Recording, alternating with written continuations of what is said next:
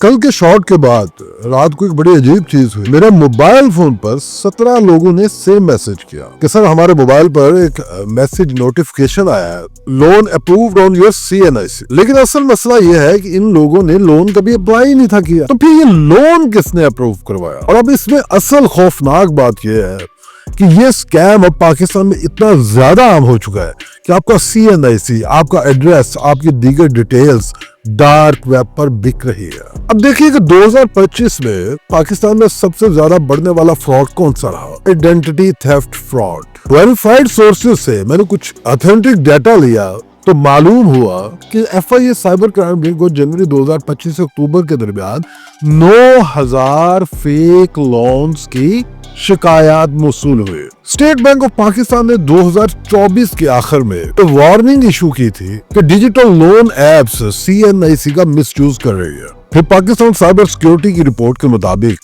Pakistani CNICs dark web पर $2 से $6 के दरमियान इजीली अवेलेबल है, यानी 300 से लेकर 1500 रुपए पाकिस्तानी के दरमियान एक CNIC आसानी से मिल जाता है। यानी अगर आपने अभी तक किसी भी मशकूक वेबसाइट पे या किसी एप्लीकेशन पर अपना CNIC की फ्रंट एंड बैक की फोटो, अपनी वालदा का नाम, अपना मोबाइल नंबर और दीगर डिटेल्स अगर आपने डाल दी है तो समझ लीजिए कि आपका डाटा तकरीबन बिक चुका है। अब हम आते हैं कि ये लोन स्कैम होता कैसे है। इसकी 3 स्टेजेस होती है। नंबर 1 स्टेज डाटा लीकेज, आपका डाटा लीक कहाँ से होता है। नंबर 2 फेक अर्निंग ऐप से, इजी लोन ऐप से, फेसबुक लॉगिन ऐप से, ऑनलाइन शॉपिंग ऐप से, प्राइस बॉन्ड ऐप से, और ये जो गेम टॉप अप्स एप्लीकेशंस होती हैं और फ्री कैश एप्लीकेशंस होती हैं, यहाँ से होता है। ये एप्लीकेशंस आपका CNIC आपकी फोटो, आपकी पर्सनल डिटेल्स के साथ साथ आपकी लोकेशन तक सेव कर लेती है। अब हम आते हैं स्टेज 2 पर। जो स्कैमर्स होते हैं ये 2 तरीके से लोन इनिशिएट करते हैं। 90% केसेस के अंदर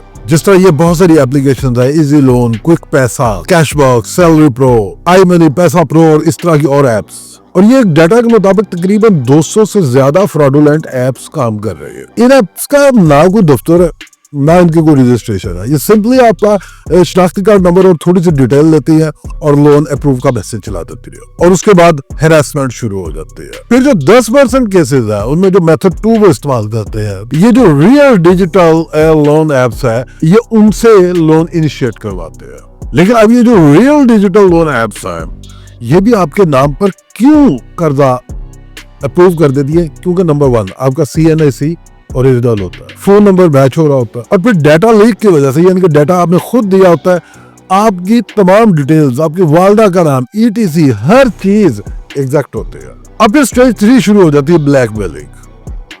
आपको फिर मैसेज आता है कि 2 घंटे में या 2 हफ्ते में या 1 हफ्ते में या 1 माह में लोन जो है वो वापस कीजिए, वगैरह। We will inform your relatives and contacts. आपकी गैलरी ऑलरेडी एक्सेस होती है उस एप्लीकेशन पे जहां पे आपने अपना डिटेल्स और CNIC वगैरह दिए थे, और वहीं से आई हुई कॉन्टैक्ट लिस्ट, वहीं से आई हुई आपकी गैलरी की चीजें जो है वो इन स्कैमर्स के हाथे चढ़ जाती है। फिर वो आपकी पिक्चर्स को एडिट करते हैं, फिर वो आपको 1-2 नमूने भी दिखाते हैं कि आपके रिलेटिव्स को हम भेजने लगे। हैरेसमेंट शुरू हो जाती है। अब देखिए कि अगर आपके साथ ये 5 चीजें हो रही है तो उसका मतलब है कि आपका CNIC मिसयूज हो चुका है। नंबर 1, अगर आपको कोई लोन एप्लीकेशन का मैसेज आ चुका है, अगर आपको कोई पेमेंट रिमाइंडर कॉल्स आ रही है, रैंडम OTP कोड्स अगर आपके मोबाइल पे आ रहे हैं, मोबाइल नंबर पे आ रहे हैं, SMS आ रहे हैं, बैंक से अननोन लॉगिन अटेम्प्ट्स अलर्ट्स आ रहे हैं, आपको स्ट्रेंज एड्स आ रहे हैं लोन अप्रूवल्स के, आपकी फेसबुक से लेके हर जगह पे आपको लोन एप्लीकेशंस के अगर बहुत ज्यादा एड्स आ रहे हैं, तो ये पॉसिबिलिटी है कि आपका CNIC मिसयूज हो चुका है। आपका mobile number, ETC, email address वगैरह सब कुछ मिसयूज हो चुका है। चैनल को सब्सक्राइब कर लीजिए, बेल आइकन का बटन दबा लीजिए, क्योंकि आने वाले शॉर्ट्स एंड वीडियोस में हम ये भी तरीका आपको बता देंगे कि आप कैसे ये CNIC अपना चेक कर सकते हैं कि आपके नाम पे कोई लोन अप्रूव हुआ है या नहीं।